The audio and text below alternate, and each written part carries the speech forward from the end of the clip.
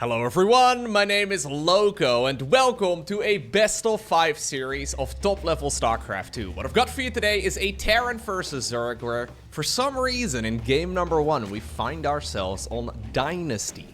Spawning right here in the bottom left hand corner, playing with the blue Terran SCVs, we have the world champion of StarCraft 2 and he goes by the name of Clem. His opponent up in the top right hand corner of the map with the red Zerg pieces. You know him, you love him. We're looking at Dark's main hatchery. These two, they recently played against each other. I did double check. This was indeed a best of 5 series. Pretty sure at least. I'm like 98% sure. But every single time I start a cast now, shout out to, me for messing this up about a week ago. Every single time I have casted a game of StarCraft since, I have double checked, triple checked, and now I'm still doubting myself. I double checked whether or not this was a best of 5 series 2 days ago. I already had this on my list of series to cast, and then I never actually checked it again today. But I am like 99% sure that this is going to be a best of 5 series. Anyways, in my defense, it was a really weird best of 5 series. The one that didn't really turn out to be that.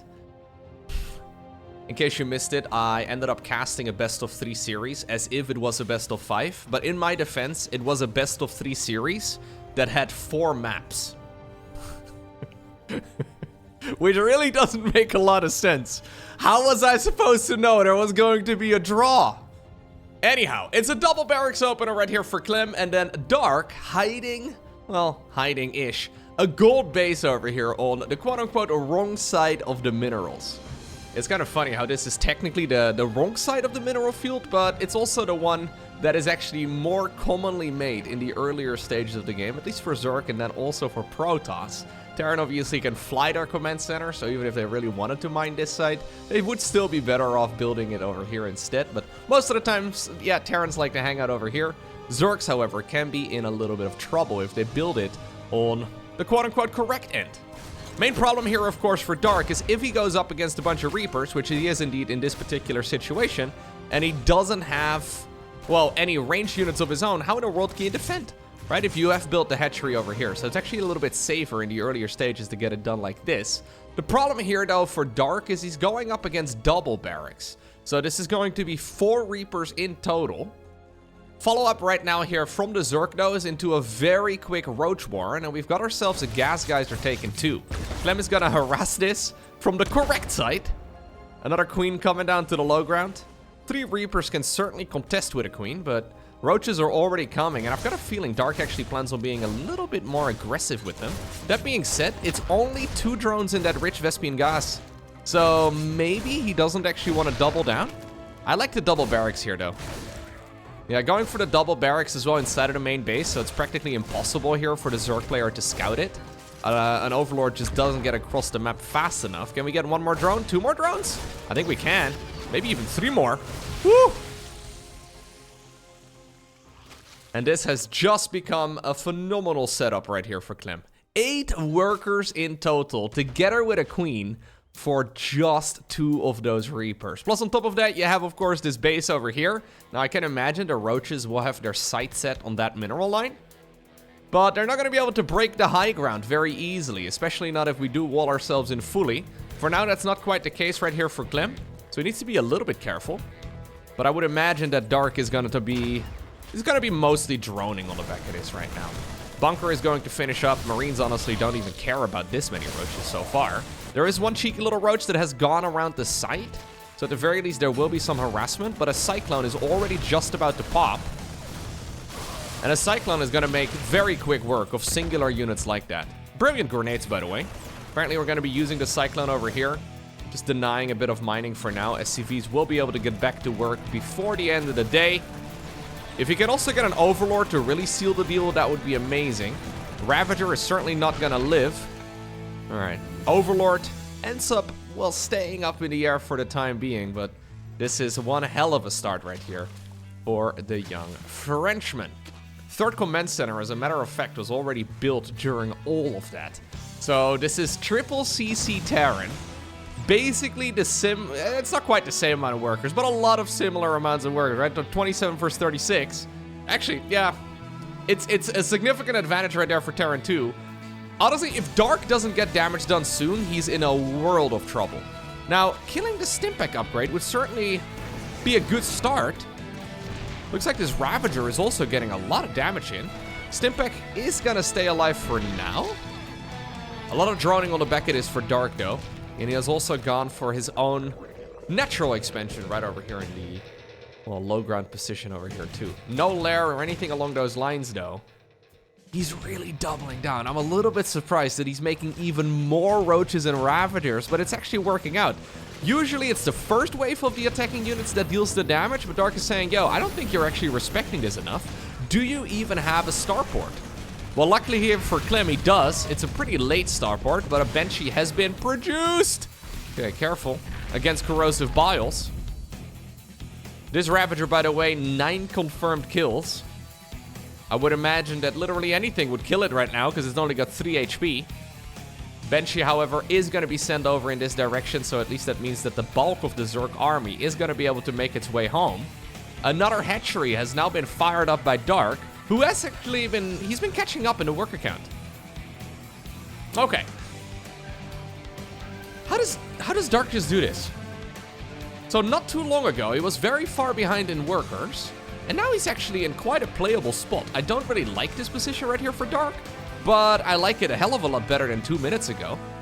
Generally speaking, when you make more Ravagers against somebody who's rushing out Banshees off of triple command center, it's just not a great play. Look at this. Banshee trying to see if it can harass, but once more, Dark is using the information right here that he's got on the Terran, and that is, well, there's no vision out on the map. He's using that against him, leaves one of the Ravagers behind, keeps denying the mining over here too. The rest of the Ravagers in the meantime have snuck away. This guy is the sacrifice. He's gonna fall out of Dynasty, but at the very least this means that, well, the creep's gonna be spread a little bit further. The 4th hatchery can finish up by the time that the Banshee gets across again. Lovely follow-up right here from Dark, in what seemed like a pretty obvious advantage here for the Terran player. +1/+1 here for the Zerg. +1/+1 here as well for the Terran. As the dust settles, upgrades-wise, the game is pretty much even. Worker-wise, the game is pretty much even. Unit production-wise, I would say, yeah, this is also pretty much even. Still a slight advantage, though, for Clem. But this is one of those setups for Zerg where they can very rapidly make a ton of workers and then also a lot of army. One Ravager, once more, denying this base. Clem doesn't want to set up too many of his siege tanks over here because he's afraid that more of those Ravagers are going to show up. And when you're too exposed, obviously, the Ravagers can ball that down instead. Banshee trying to make his way back, but the Ravager has already snuck away. Dude, I feel like Dark is such a menace to play against. I haven't cast as many Dark games over the last week or two, but Dark is such a fun player to watch. Finally, it's gonna, well, force the Banshee into retirement here. But already, those Ravagers have been worth their weight in gold. Okay. Now, I'm really curious to see whether or not Dark, if the game goes the distance, right, whether or not he will be taking a page as well out of Rogue's book. Will he be opting? This is 6 Overlords coming up right now. That's because he wants to make roaches. We're not quite at that stage of the game yet. But will he also be going mass Overseer, mass, well, Lurker, and then I guess mass Nydus network? Will he be doing some of those builds too? I don't know about like the mass Overseer so much, but I do think that Dark has been taking note of that. I can imagine it's a style he'll be experimenting with, although experimenting against the world champion may be a little bit of a difficult choice to make. Bailing Nest coming up, Infestation Pit coming up. +2/+2 should fire up immediately for Clem. He just finished up 1-1. It is important to stay up to date with those, because otherwise Zerg is going to start pulling ahead in those upgrades. And already we have +1/+2 here researching for Dark, who's making a transition from Roach Ravager into what seems to be Ling Bane. There's the +2 attacks. We should see the +2 armor on the back of this too. Okay. So what Clem is trying to do at this point in time is slow down the game, right? All he really wants to do is play a nice, long, drawn-out macro game, because that's the type of situation that Terran hasn't really lost over the last couple of months. Especially Clem, looking absolutely dominant in the late game. He seems to, yeah, strategically just be a step ahead against the non-mass overseer meta. There's the Ghost Academy coming up. There's the additional command centers building. So he is, yeah, starting to really transition towards a proper late game army. So Ghosts and Liberators, about a dozen or so command centers, with the majority of them as orbital commands. You can mine for days, and generally speaking, you will find yourself in a really lovely spot. This map is obviously quite difficult to attack into in the mid-game. There's only so many areas that Zerg can really attack from here with Roach Ravager, and all of them can be covered quite easily with siege tanks. Usually, because of that exact knowledge though, Dark will transition, or Zergs will transition towards Lurkers. But this is actually a transition towards Ling Bane. Not usually the weapon of choice. Obviously, siege tanks are good on this map, but Lurkers are good for the same reason. The map is considered to be a little bit Terran favored, but a lot of that has to do with the fact that the siege tanks come out significantly before Lurkers. This is now an obvious opportunity here for Dark to transition towards Lurkers, but he's purposely not doing it. He's actually making a switch towards Ultras. Adrenal Glands coming up together with Ultras. I mean, I would not expect an Ultralist transition here if I was Clem. Do you care though, as Clem, when you go up against Ultras on a map with a ton of choke points, and you already have Ghosts, Siege Tanks, and Marauders? Liberators are just gonna be there to seal the deal, but I've got a feeling that Ultras are gonna do absolutely nothing.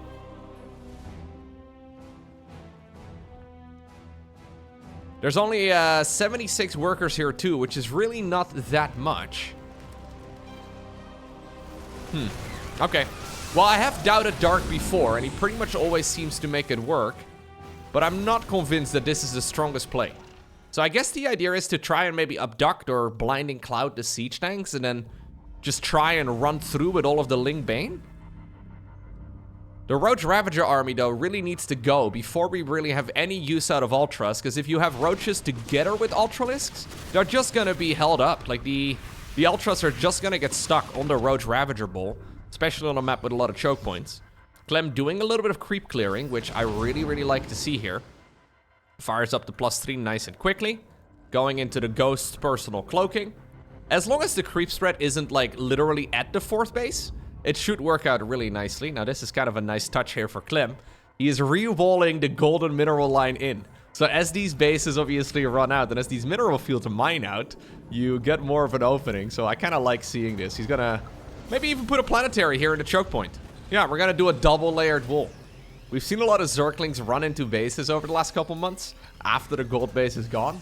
I do like to see this. He's basically just plugging the hole here, making sure that there's no easy way for the Zerg to go in. So Clem really playing to the map's strengths, and Dark not so much. We have a second armory coming up, 5 command centers on the production tab, +2 for the siege tanks too.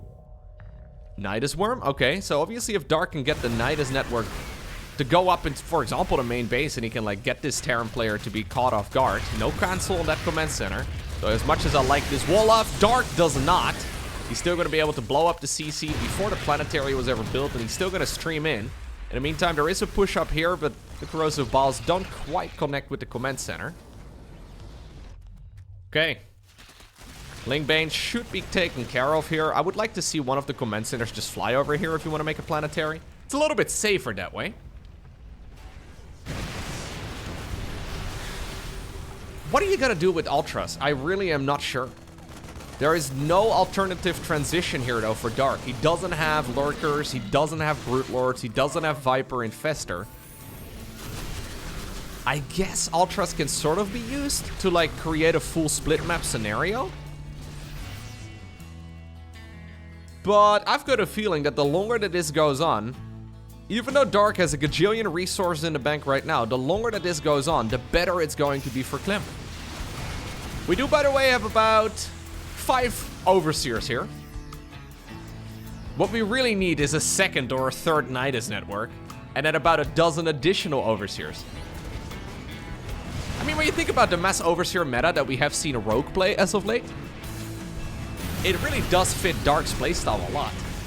Dark is very much so somebody who thrives in all of the chaos, and it creates a lot of chaos. Morling Bane coming in clutch over here at the bottom of the map. They're hunting Marines. One of the ghosts lived for a little bit longer, but ultimately the Ultras are now flooding in as well. Not the best base defense right here for Clem. There's no way that Dark can really rely on that, but I mean, this base is certainly looking vulnerable.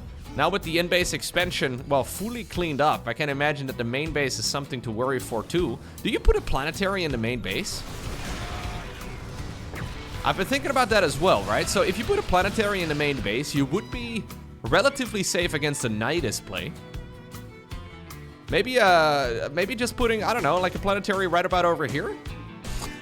It seems dumb, but putting in, yeah, I feel like it would not be the worst way to defend. A lot of games right now seem to be lost by the Terran because they have not enough main base defenses. Rather than committing like 20 supply, maybe just put a couple planetaries down instead. It's not gonna save you 100% of the time, but it will be reasonable. Anyways, we'll have to see how the meta evolves. For now, none of that modern style right here from Dark. Dark is very much so playing the style that we've seen over the last couple months, where Zerg just sort of loses.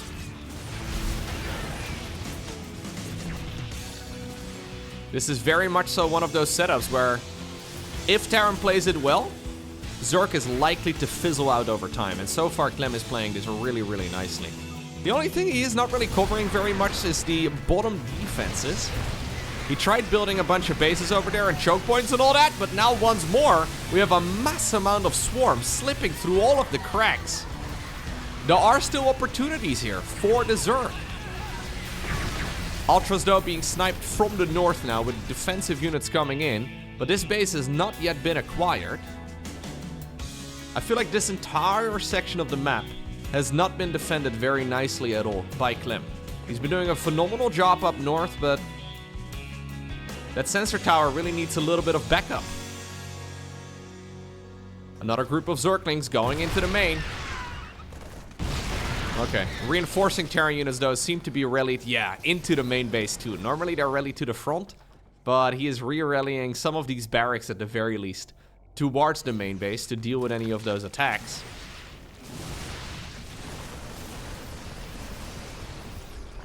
This expansion over here at the bottom of the map not achieving too much yet for Dark. He doesn't quite have the drone count for it. He's gonna instead be taking the base over here now at the 12 o'clock position. Gas, though, has completely run out for Dark, so any losses right now are gonna be pricey. Speaking of pricey losses, though, okay, those ghosts just barely do stand the test right here. More Ultras coming in. We have some nice snipes as well on all of those Vipers. Still, though, a good amount of damage done here by the Zerg player. I'm actually a little surprised with how effective this Ultraling Bane army has been. In my mind, it's really required the Terran player to mess up a couple of times, but you know what? Dark has found the opportunities, and he's created all of these chances for himself. Now Dark is starting to flood into the main base. He still has a lot of minerals available, so he can just send units in. If he can actually park his entire army on all of the production of the Terran, that's it. That's not generally the way that we see Zerg players win in this matchup. But if you can overwhelm the Terran's main base and snipe the units as they come out of those production structures, pretty much all of it is set up over here inside of the main base, he might just be able to still clutch this one out. Clem has been reduced to below 100 army supply, but it looks like he is at least somewhat stable again. He's decided to drop a lot of mules. Yeah, and he's thinking the same thing right now. He doesn't want to be caught against all of that Zerg with all of his production in one place. So we're gonna go for some additional barracks over here. Still though, the back door is wide open. Dark says, don't mind if I do. That could be taken out of context. But anyways, Nydus worm going up in the main base.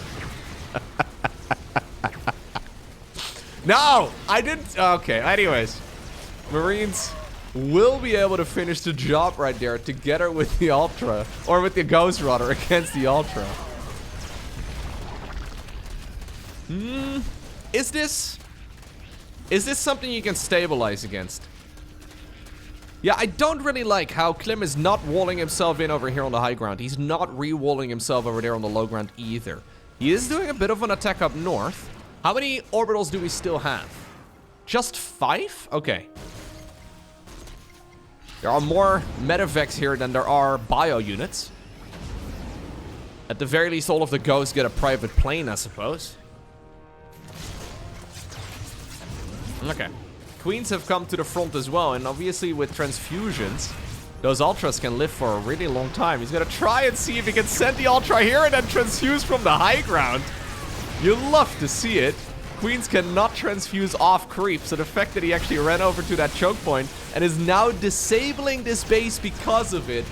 Brilliant sequence of events right here by the South Korean Zerg player once more. Clem desperately trying to go for a kill on a base, and he does finally get one done, but he just doesn't have a lot of mining anymore. Dark is sniping the mules, well, left, right, and center. Burrows is Zergling here underneath. That means that for all intents and purposes, Clem has now been reduced to just a single base. He's got very little mining. Dark doesn't have a ton of it either. Looks like we have a bit of a Marauder ghost drop over here. These guys have already killed one expansion together. My god, this looks like a book that you could write a story about, man. Or a story rather you could write a book about. We have one Marauder, a medevac, and 3 ghosts. Living all the cool adventures. And here we go. Zerglings once more go into the main base. I think Dark has actually managed to do this. There's just not enough firepower here for Clem. He's been running around trying to deal with all of these fires. And it really comes down to the Terran player just not defending this section, this entrance into... Like, he created this, right? By mining out these mineral fields. Like, he created this opportunity for the Zerg. He's never really been replugging any of these gaps in his defense. Couple of queens, though, a little overextended. Clem desperately trying to create some sort of stability here. But Dark once more going in. Ultras, yeah, against pure Marines. They're gonna have a pretty good time. More Ultras coming in. Zerglings and Banelings run into the main base. Additional reinforcing Ultras show up. And even though Ghost may be considered the high, or the hard counter rather, against Ultralisks, Dark still gets the job done. So, that game took place on Dynasty, which is a map that has like 66 to about 75% win rate for Terran at the tournament level when they go up against Zerg. Then we have a unit composition that started off with Rogue Ravager, which is a little bit awkward to transition into Ultras with, but Dark decided to do that on a map with a lot of choke points. So first up, we got that as a map number 1. Then we have a unit composition that's very suboptimal, and we had that early game shenanigans with the Ravagers as well. It's very interesting to me. Like, I look at a lot of games of StarCraft, and you can kind of predict how many of them go. And I think Clem thinks about the game in a bit of a similar way too. He's like, well, this is technically not supposed to work. Like, realistically speaking, Ultraling Bane on a map with tons of choke points after Rogue Ravager, you have like no economy early on anyways. How in the world? Like, at some point we were at like, what, 36 SCVs I think for the Terran versus like 28 drones for the Zerg? 2 base Zerg going up against triple command center Terran on that map? Like, that game is over. And then a transition towards Ling Ultra? None of that was good for Zerg. But somehow, some way, Dark managed to get the job done.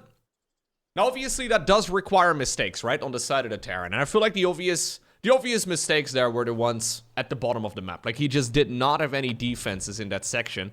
He was busy cooking up the defenses, right? We saw him re-walling in with a couple of supply depots and going into the additional command center there that I think was probably going to turn into a planetary fortress. We saw him trying to set up one line of defense, but then when that failed, when the Zerg attacked in that section of the map, Clem never actually tried to re-secure that part of the map. Like, he set up a sensor tower, so he had at least a little bit of a heads up, but no actual defense in that area, which is quite surprising to me. Okay, well, anyways, Dynasty is done. We're now on El Sayani, a much more conventional map, a much more comfortable map. It is interesting to me, though, how a map that is considered to be an instant veto for like 90% of this particular map pool, how we see that then as a map number 1. Curious actually what Dark vetoed in that particular case. Yeah, it's clear he had a strategy in mind.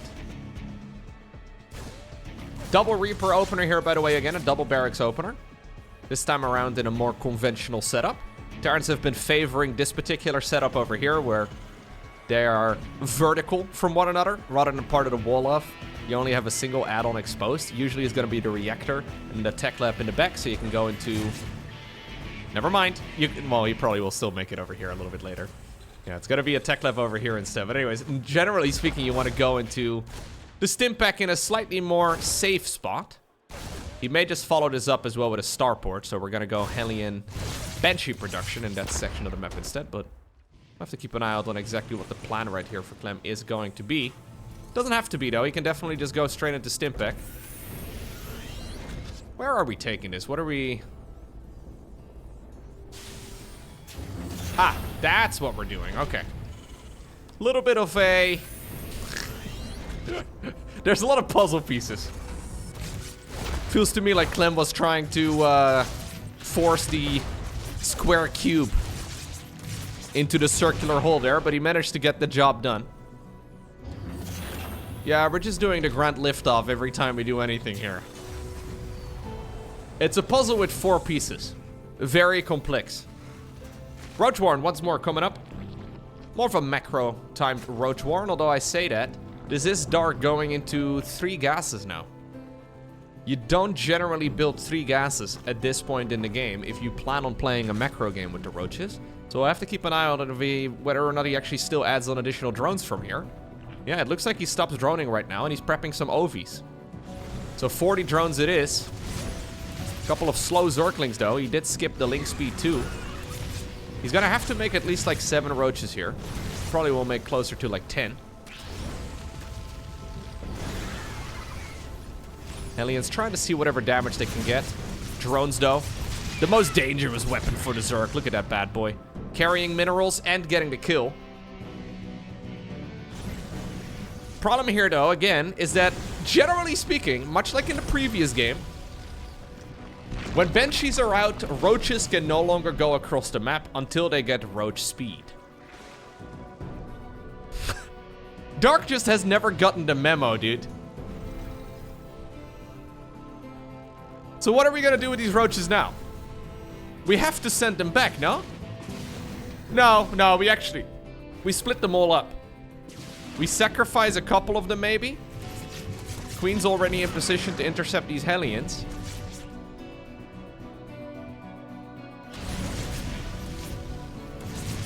It's a lot of Zerglings, by the way.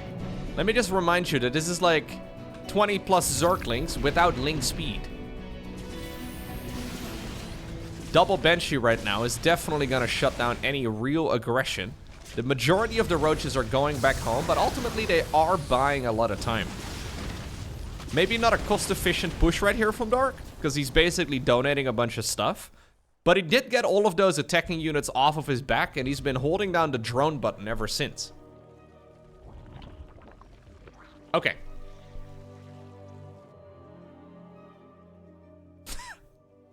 We have 5 Ravagers and about 20 slow Zerglings. What are we doing with this? We're just hanging out. Okay.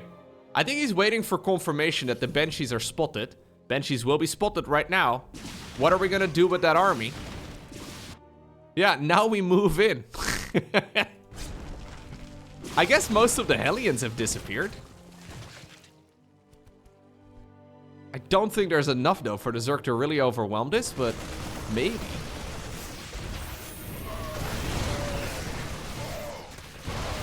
Oh, that siege tank is dealing more friendly fire than it's killing. Maybe you should keep that siege tank around, dude. I think it's dealt more friendly fire than anything else. In the meantime, the Banshees are going to town. They have killed 5 drones.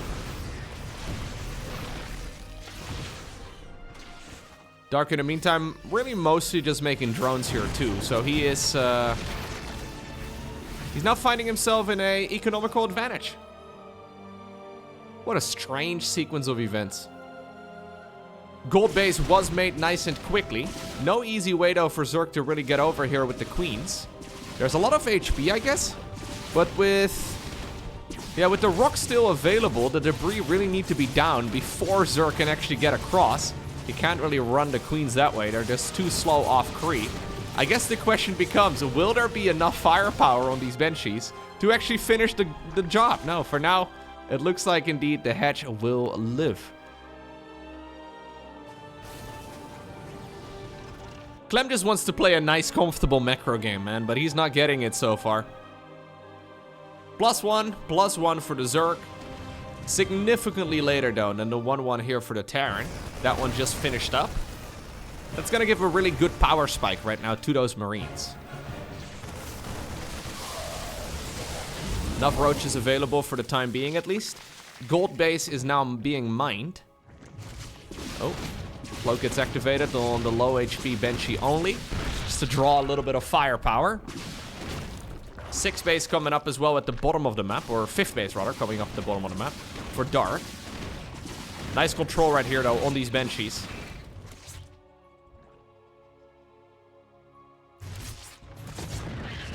But this is certainly a bit of a frustrating game so far, I think, here for Clem. Now, as everything stabilizes, though, we're definitely in the mid-game now. We have 2-2 coming up for the Terran, significantly ahead of the Zerg. We have a Zerg player who's stuck on a Roach Ravager-based army with a decent economy, but really nothing to write home about. We have Terran with a ton of army. Very good control over the map in general, like there's not a lot of creep. And he's got everything going for himself right now. I'm actually a little afraid that Clem is going to push a bit too aggressively here. Because this isn't really a need. He doesn't really need to be out here. But he might just still have more than enough stuff. Yeah. I feel like one of the ways this could have gone wrong is if the Terran overextended here. Because everything is rolling, right? Like he made a ton of investments here in things that aren't really there yet. Whereas Dark is just making roaches. But that was certainly a good enough trade. Clem is now all the way up, of course, as well to 8 barracks. So rather than committing to a really fast 4th command center, which he does have, he is going to go into a ton of Marine Marauder production. Really just making Marines for now. Oh yeah, he's only actually got 3 tech labs here in total. That's interesting. No, he's got 4 tech labs. One of them is probably, maybe 2 of them are probably set up on factories. Looks like the fight over here at the front is won. How many barracks do we have with reactors on them? No, it is 4 and 4. Okay. Now we have a 4th one over there showing up too. The reactors, for some reason, in the structures tab are always split up. I'm assuming these are for the factories and the other ones are for the barracks. Usually you want to end up with 4 barracks with tech labs and then 4 of them with reactors. I was wondering there for a second whether or not Clem maybe has had like 5 or 6 of them with reactors on it. Because he was pumping out a ton of Marines. But it looks like everything is just a little bit, maybe disorganized is not the right word. But either way, he's making a ton of units. Dark has not really made any workers here in a long time. And yeah, he just doesn't have the tech. This was still 1-1 Zerg going up against a Terran player who's building a 5th command center, who's ready to start up 3-3. This is not a situation where Zerg can come back. GG. So basically what this series comes down to so far, right? Clem wants to play normal StarCraft, right? Like he's been playing on the European server a bunch. He's been practicing over in Korea as well, of course. But it's clear that his style is really good at countering Serral, at countering Raynor, at countering Lembo, at countering Elaser. I really feel like... But Clem really has been working this year on trying to make sure he can defeat Serral, because that's the main problem he runs into in European tournaments. But then when he goes up against some of these Korean antics, we have these weird Roach openers and the weird Mass Overseer and Mass Nydus Worm styles and all of the all-ins that we rarely see on the European server. It's clear that Clem can still be caught off guard. If he can, however, guide the game into a reasonably normal match, right? Like something that he's played before and something that he has been practicing against before, he really does seem to be the favorite. Most of the time when he's losing at this point in time, it seems to be whenever he's caught off guard and he's playing against something that he hasn't played against before. But every single game so far, he just wants to go triple command center. He wants to go Hellion Banshee, make the base, make base, make all the bases, right? Go into Ghost Liberator. Really focus on countering Serral. Dark, though, certainly plays this game a little bit differently than that. Okay, so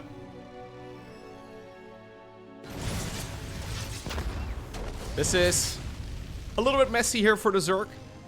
Taking a bit of damage on the queens. Bit suboptimal. For some reason, the creep tumor was not far along enough, but this is perfectly defendable for now. Liberator coming up on the back of this. So far, it looks like Clem is getting his wishes. He's gonna YOLO in the Hellions. Ooh. Okay. Dark either makes like all the Zerglings at this point in time or none of the Zerglings. And in this particular instance, it turns out there were none of the Zerglings. So 8 drones for 4 Hellions is pretty good. Bit of a barbecue here to start this game off. Main problem when you do give up your Hellions is that follow-up harassment here from the Terran is just not going to happen until the Banshees show up. So Zerg can really just hold down the drone button.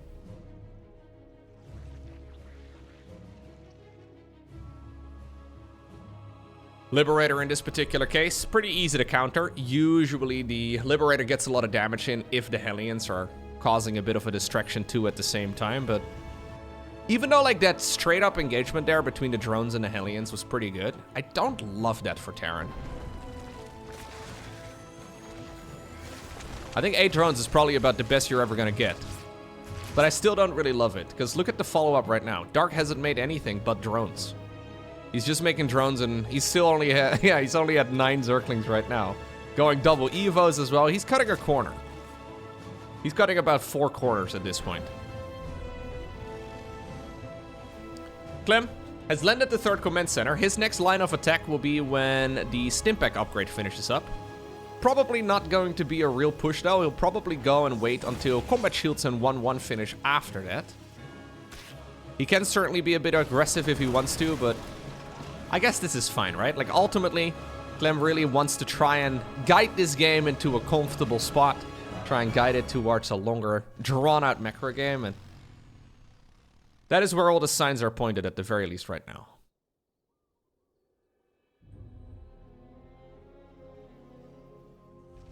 Okay.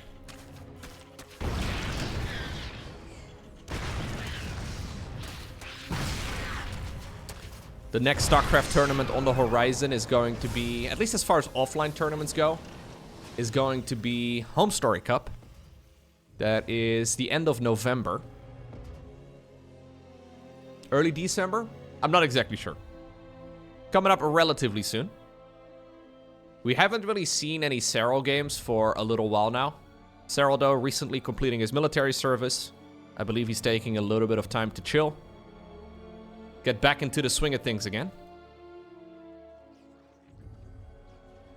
Not sure if he has like a set date in mind where he really wants to start being a focused, try-hard pro gamer again, but I can imagine we should be seeing Cyril again within probably a month or so in tournaments. Maybe sooner than that. Ooh. Nice little attack right here from Clem. So this is before combat shields and 1-1. Although, well, 1-1 is finishing up right about right now. Looks like Dark may have just found an opportunity. That being said, though, yeah, the Banelings are on the wrong side of this engagement, but the Marines are completely boxed in. What a messy fight. Ultimately, Dark cleans that up just seconds before those upgrades really kick in for the Terran player. And that is huge. I'm a little surprised we even saw Clem out on the map there. I think he should have waited a little bit longer.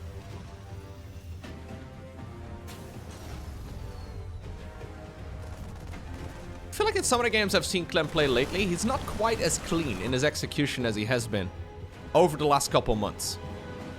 I mean, he played phenomenally and pretty much perfectly when it mattered most. This particular series is from a $3,000 online tournament, so still a significant chunk of money, but a drop in the bucket as to what Clem earned over the summer.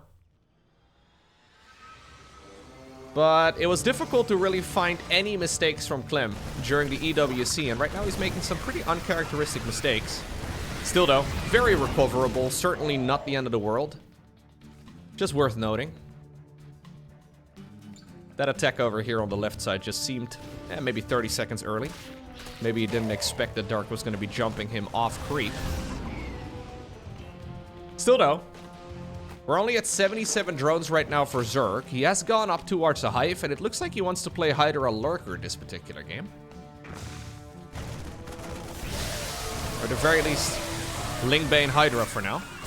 He could go into lurkers later on if he wants to, but he doesn't really need to. He could even go into ultras too. Nice little bit of target firing right there by Clem, who's now flying his 4th command center on over. Now, this is actually just going to be full Hydraling Bane for now here for Dark. So for a second, this was going to be lurkers with the timing of the Hive. Then also the Hydras on the production tab, but that is not quite the case. I don't believe he's planning on going into lurkers. He's probably just going to stick around on full Ling Bane, with a couple Hydras for support. Hydras are nice for supplemental damage. And obviously for maybe, well, killing a bunch of medevacs too. Great splits here though by Dark. Always prepared against these drops with at least some units, delaying it for a while. Not enough stuff over here at this point in time, but these couple of Hydras and Banelings, they have bought enough time here to, at the very least, get some reinforcements in. I mean, I say that. There were no Lings and, or sorry, only Zerglings, no Banelings in that reinforcing squad. And ultimately, Clem is getting way more value here with this attack than he was ever supposed to. Banelings not quite getting what they were looking for there. Great targeting, of course, by Clem. Who's now looking at this angle here, and he's like, yeah, don't mind if I do. Goes into a 5th command center. We have a Ghost Academy now, too.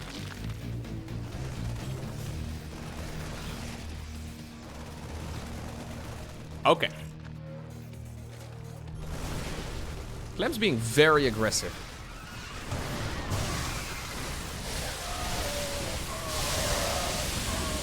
Yeah, he's losing a lot of supply here. A little bit more, again, than you really need to. But ultimately, maybe he's losing a few battles. This is a game where it seems to me like he's starting to win the war. Main problem here for the Zerg is that he's playing Ling Bane like Hydra against the late game Terran army. There's a couple Vipers coming up too, but there's no Lurkers, there's no Ultras, there's no Brute Lords, we don't have Infestors. There's 2 Vipers on the production tab, I guess, but that's really about it. Whereas Clem is still continuously improving his army. We already have +3/+3 started up here for Clem. No Evo Chamber follow-ups yet, other than the +1 missile. I think we should probably get, well, either the melee or the carapace upgrade going there too. Okay, there we go. Creep spread, though, is looking really nice here for Dark, and that is slowing down a lot of these attacks. I'm just not exactly sure where Dark is looking to take this game. Like, he's very much so... Okay. He's getting some decent trades here, though, but he's very much so just playing Ling Bane. Ling Bane Hydra against a pure late-game Terran army? Is that really what we want to do? Nice splits against these Widow Mines, though. Yeah, and he keeps on cleaning up all of those attacks. Clem, though, is starting to move in from a couple different angles at once. We haven't really seen any run-bys from the Zerg in quite a long time, so... If you look at the mini-map, the entire right side of the map is already being gobbled up here by Clem. More command centers are building.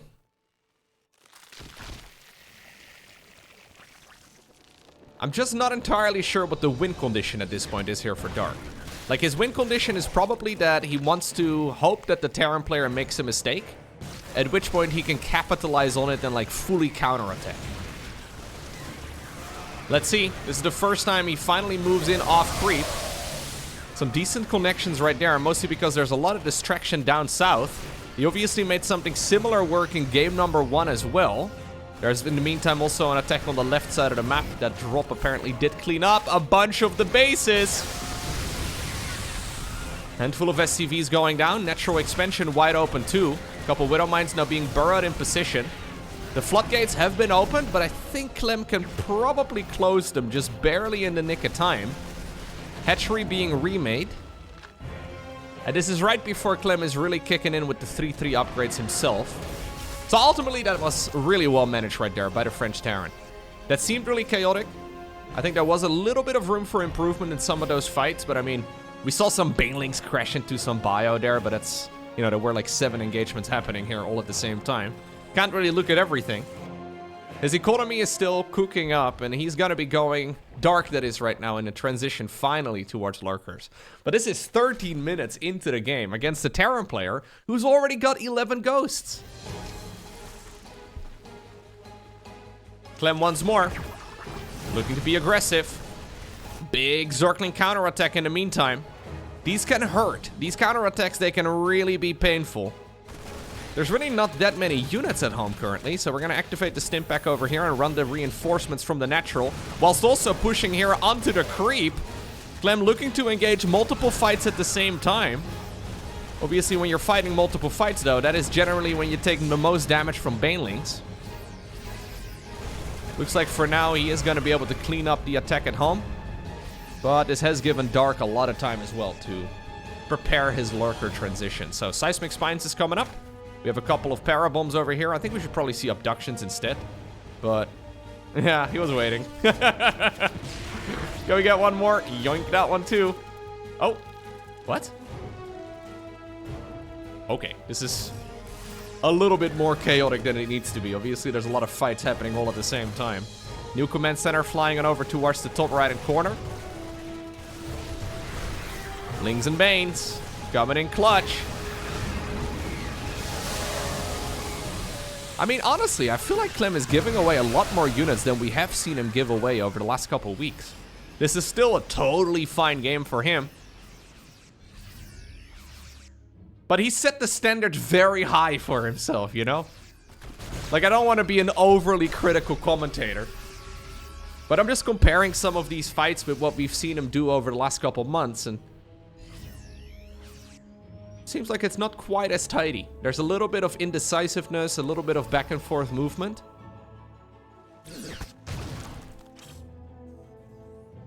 Liberator transition, by the way, is well underway. We have the ranged upgrade for the libs, do we? At least we had a fusion core. Okay. We definitely want to make sure that we get those late game upgrades for Terran as well. Yeah, and Dark is doing that Dark thing, right? Where he just does not die.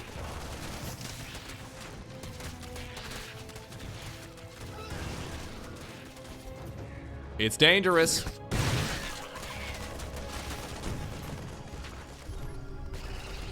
It's risky. But now the lurkers are coming. High-sec auto-tracking together with building armor.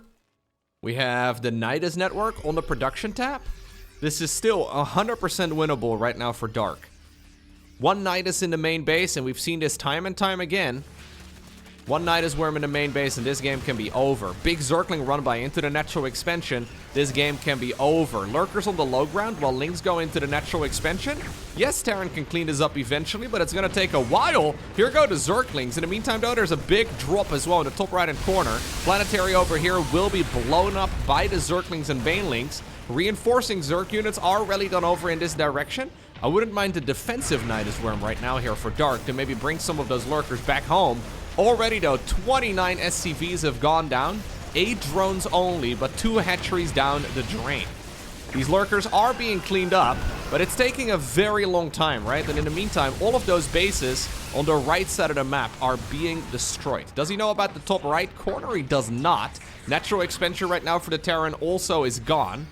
This expansion finally gets spotted, but it's maybe a bit of a miscalculation if Dark assumed that this base was never taken in the first place. If he assumed that Terran would now be stuck on just 2 bases, with one of them the old main base and the other one being the old third, I mean, Terran would be pretty much broke at this point in time. But Dark not knowing about this base in the top right may actually be quite an issue for him. But this is still super close. 66 drones remain for Dark. We just saw, yeah, a lot of SCVs go down. Clem is now mining the bases over here too. Very close to the Zerg side of the map, but he was close by, and I guess he decided to pop in and say hello. Every Dutch person's worst nightmare. Maybe that's normal in French culture. I don't know, dude. Oh, I was just in the neighborhood that decided to ring your doorbell. Please don't ring my doorbell. Please let me know you're coming over first. Anyways.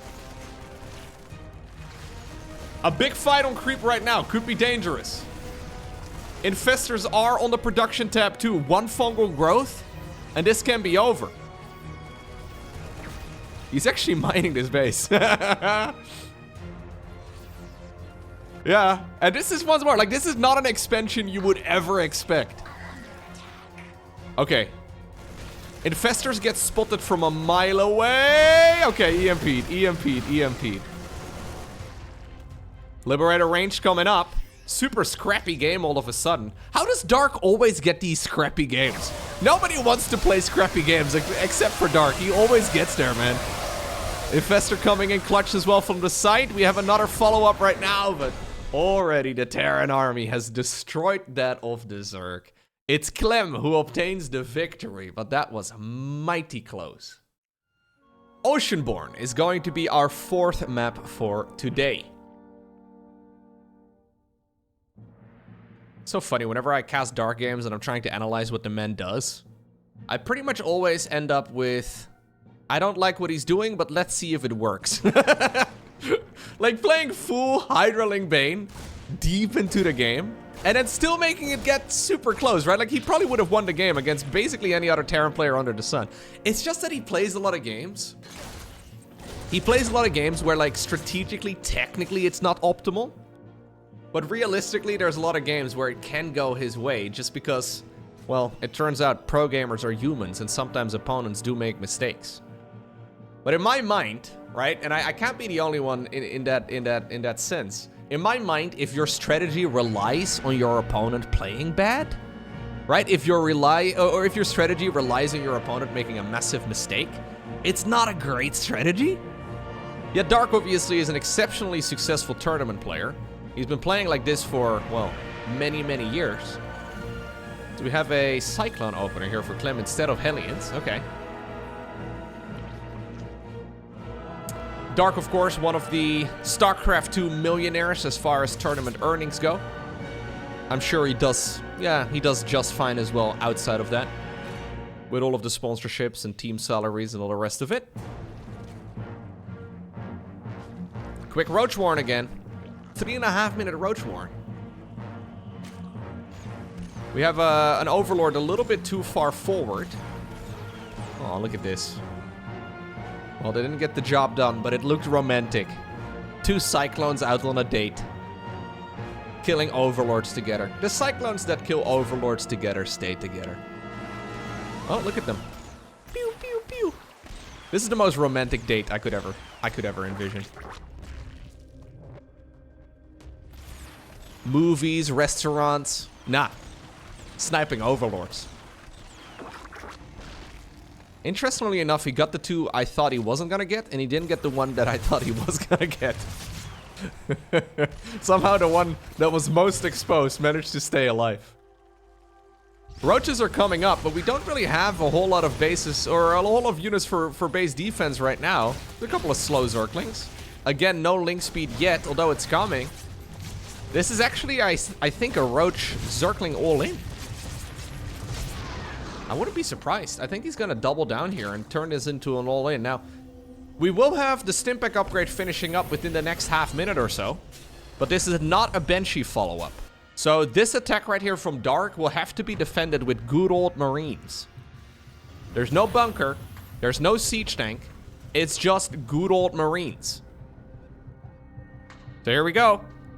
Ravagers are being morphed in. Zerglings are heading across the map. This is not just a Roach Ravager push, this is a committed follow-up with a Link Flood as well. Stimpack is done though. Perfect timing right here for Clem. There it is. Right as the Zerg player is knocking on the front door. Knock, knock, knocking on the Terran's door. Oh, Jimmy got hit by a bile. Can we kill this though, Dark? I don't think so. Pretty sure the Jimmies will be fine. This is kind of like a defensive 16 Marine drop now with 2. Oh! Zerglings get the wraparound. Okay, those biles suddenly got a lot more damage in than they were ever supposed to. Surprised Clem let himself get surrounded like that. A siege tank does come out. This is definitely not a situation where you siege up the tank until after that Zerg army leaves. Okay. Was 9 SCVs enough? Don't think so. But it wasn't the end of the world.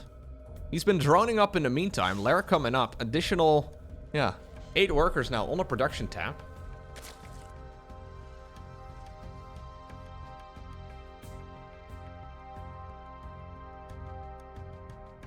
Okay. So 2 Ravagers falling there. Marines are very easy to replace. Ravagers, however, a little bit more costly. 100 minerals, 100 gas each. 50 minerals for a Marine. You can get your own Jimmy today for only 50 minerals. I don't know if that just includes the Marine suit or also the Marine itself. Like, I don't know if the Marines are getting paid, you know? But I feel like if I could get myself a Marine uniform, like basically in a starty suit for 50 minerals, that sounds like a steal. Although I don't really know what like the exchange rate of minerals to euros would be. It'd be nice. Anyways, Factory 2.0 coming up.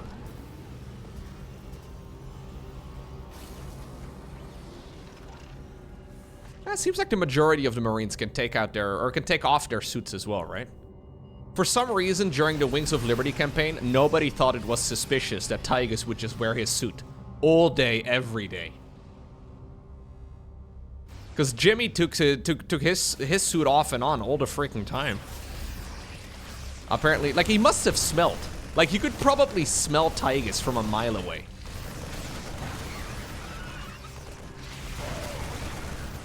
I don't even want to think about the specifics here. This attack over here, though, from Clem is looking real nice. Those Cyclones have actually been really good. 11 kills on that bad boy. Did his lover die? Yeah, his lover died. That's sad. But no worries, Mr. Cyclone. I think you're going to be following him very soon. There it is. Still, though, worth its weight in gold. One Zergling came in to help as well from the left.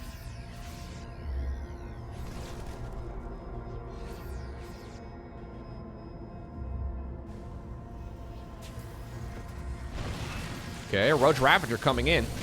Looks like, ooh, Unsiege just barely in time. Can he snatch that one too? Yep. Siege tanks managed to get out. Why did nobody ever question why Tygus was always in his Space Marine suit? Like, if... I know there's quite a few plot holes in the StarCraft storyline, but I've never considered this one. There's a lot of Marines constantly taking off and on their suits, right? I'm pretty sure they're not necessarily stuck in there. I know it was his jail cell because that's what Manx did, right? But obviously Jimmy and the crew didn't know. Why was he always wearing his spacesuit? Yeah, if I recall correctly, Raynor does mention it sometime early in the campaign if you click him a bunch of times. But the whole campaign goes on for quite a long time.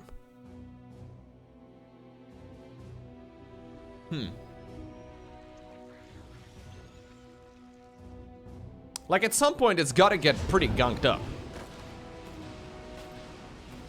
Like, I can know. I only shower once a year. Whether I need it or not.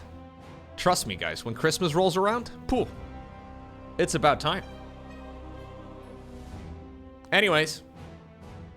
Dark trying to see if he can go in again, but this is certainly not an army he can really fight. He's going Mass Roach Ravager now with a transition towards Hydras. I would imagine that the thought process here is to go Lurkers eventually, but we're not quite yet all the way over at Lurker Tech. There's a couple of Vipers up in the air, so at least the siege tanks can be disabled, but Clem is just going around the map, waiting for the 2-2 to finish up. Well, he doesn't really need 2-2 if we're gonna get engagements like that. Perfect fight right there for Clem. At least the siege tanks were taken out of the equation. There's one more hiding in the tall grass, but... heck of a fight right there for Clem. Right before the Vipers join in too. Parasitic Bomb is obviously scary. Now, we have Ghosts coming up on the back of this. Additional command centers are being cooked up. There's the Blinding Cloud, by the way, kicking in. And you can tell as soon as the Vipers join, suddenly life is a little bit better. Although here's the reinforcing Marines and Marauders as well. Corrosive Bile does get dodged. +2/+2 right now is done though for Clem. And this is what he was waiting for all this time. I don't know if he really has the troops out onto the map to really continue the fight. Oh. A little bit of friendly fire right there. A little bit more friendly fire. Can we get one Parabomb here? The Medevacs are looking dangerously low. Instead, we're going to go for some abductions. The snipey boys have already shown up, though. Pew pew right now from those ghosts, and that means that the Vipers are gone. Now, normally I wouldn't agree with traits like this for Terran, but if you look at the economy, Clem is actually reading this game like a book. He knows that right now his economy is superior to that of the Zerg, so he can actually be the one who can make inefficient trades. I mean, it's been fine up until this point. Maybe that last engagement could have gone... Like, it could have disengaged a little bit quicker, but he doesn't mind trading out some of his units because he knows he can reinforce faster than the Zerg. And that is the Terran dream. Being able to make more men that are stuck inside of their marine suits very, very quickly. Preferably even faster than the entirety of the swarm. Where you can outswarm the Zerg, you know life's pretty good. And these fights are just not, they're not gonna cut it. GG because of it gets cold. And it's indeed Clem who obtains the victory. Maybe not quite in the way that he originally had it envisioned. Maybe not in the cleanest sets of games, but ultimately he gets the job done, and that's all that really matters. GG. Or, as Dark likes to say, GGG.